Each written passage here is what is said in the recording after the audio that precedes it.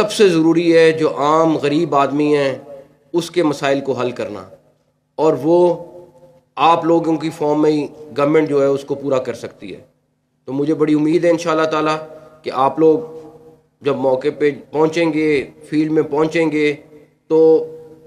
جو آپ نے اس اکیڈمی سے لرن کیا ہے، جو آپ کو یہاں پہ سکھایا گیا ہے، آپ اس کو پریکٹیکل فارم میں لے کے آئیں گے۔ پاکستان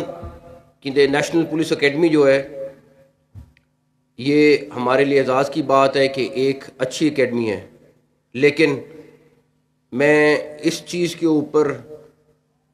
پچھلے 2-3 ماہ سے کافی ریسرچ کر رہا ہوں کہ،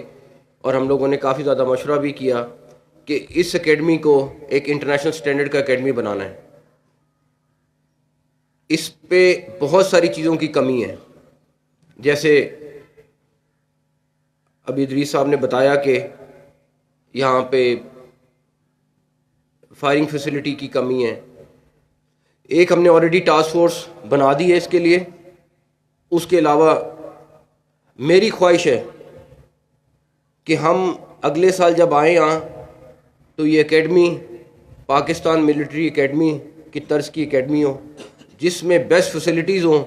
جس میں آفیسرز سزا کے طور پہ اپوائنٹ نہ ہوں کہ اگر کسی کو کوئی پوسٹنگ نہیں مل رہی تو اس کو نیشنل پولیس اکیڈمی میں اپوائنٹ کر دیا جائے۔ یہاں پہ بھی فوج کی طرز پر جو بیسٹ پولیس کے آفیسرز ہیں وہ یہاں پہ تعینات کیے جائیں، ان کے الاؤنسز پولیس سے زیادہ ہوں۔ ہمارے لیے